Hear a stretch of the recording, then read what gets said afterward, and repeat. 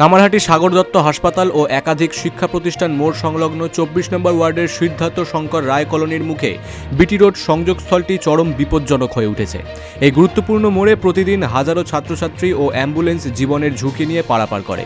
এলাকাবাসীর অভিযোগ, মোড়ে ট্রাফিক পুলিশ বা সিভিক ভলেন্টিয়ার থাকে না, যদিও বা থাকেন তারা কাজ না করে মোবাইল ঘাটেন।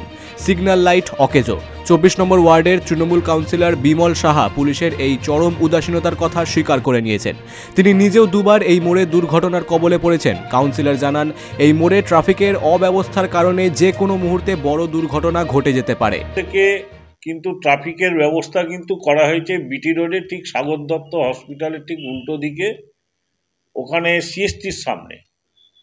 কিন্তু আমরা দেখতে পাচ্ছি যে বিটি রোডটা একটা প্রচুর গাড়ি ঘোড়া যেহেতু যাই, সামনে একটা সাগর দত্ত মেডিকেল কলেজ, কিন্তু আমরা ওই রাস্তা দিয়ে যখন যাই, আমার ওয়ার্ডের মাঝখান থেকে রাস্তা দিয়ে যখন যাচ্ছে বিভিন্ন অ্যাম্বুলেন্স, টোটো, অটো, সাধারণ মানুষ, স্কুলের ছাত্রছাত্রীরা, রোগীরা, বিভিন্ন জিনিস যখন যাচ্ছে, ভীষণ প্রবলেমে পড়তে হচ্ছে।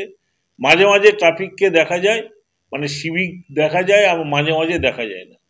ইদানিং দেখছি বেশ কিছুদিন ধরে, আমিও ওখান থেকে যাতায়াত করি, কিন্তু সিভিক পুলিশ থাকে না। কাউন্সিলর ও স্থানীয়রা দ্রুত সিগন্যালিং ব্যবস্থা ঠিক করা এবং সার্বক্ষণিক ট্রাফিক পুলিশ মোতায়েনের দাবি জানিয়েছেন। এই বিষয়ে বেলঘরিয়া ট্রাফিক, বেলঘরিয়া থানা এবং কামারহাটি থানা কি ব্যবস্থা নেয় এখন সেটাই দেখার বিষয়। কামারহাটি থেকে মনোজ দাসের রিপোর্ট, বিগ নিউজ বাংলা।